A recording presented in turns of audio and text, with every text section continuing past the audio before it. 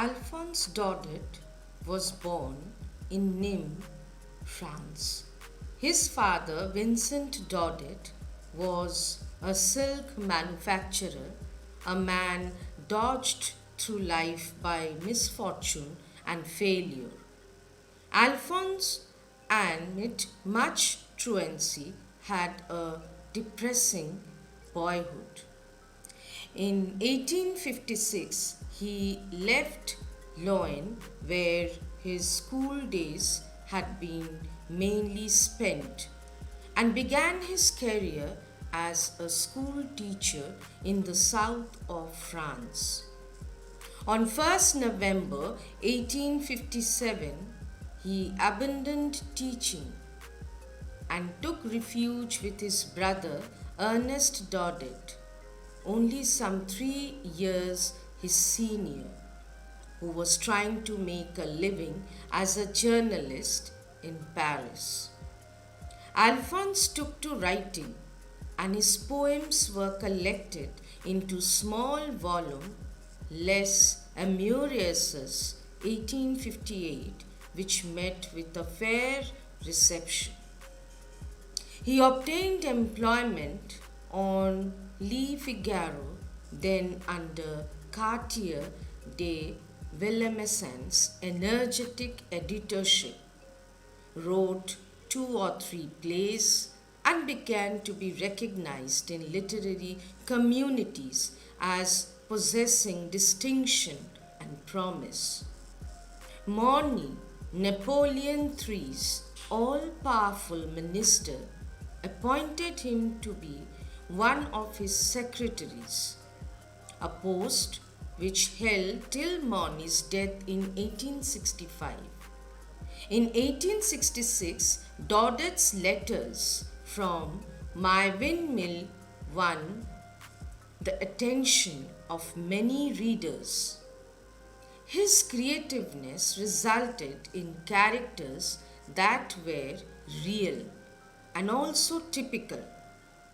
Henceforth, his career was that of a successful man of letters, mainly spent writing novels.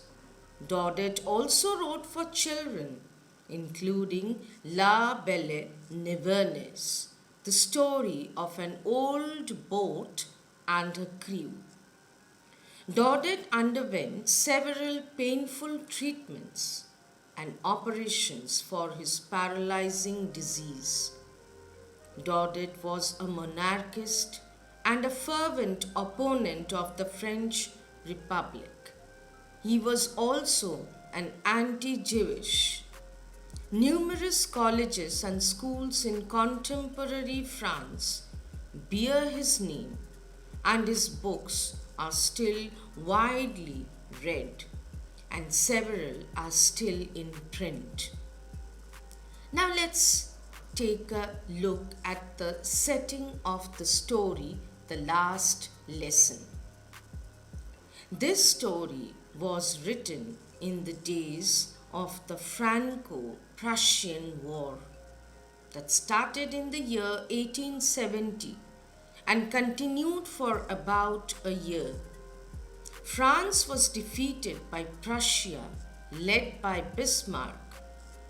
Prussia then consisted of what now are the nations of Germany, Poland, and parts of Austria. The conflict was caused by Prussian ambitions to expand German unification and French fears of the shift in the European balance of power that would result if the Prussians succeeded. French forces invaded German territory on 2nd August. The German forces were superior in numbers, had better training and leadership, and made more effective use of modern technology, particularly railroads and artillery. In this story, the French districts of Alsace and Lorraine have passed into Prussian hands. Now let's give a look to the important themes of the story. This story has two important themes.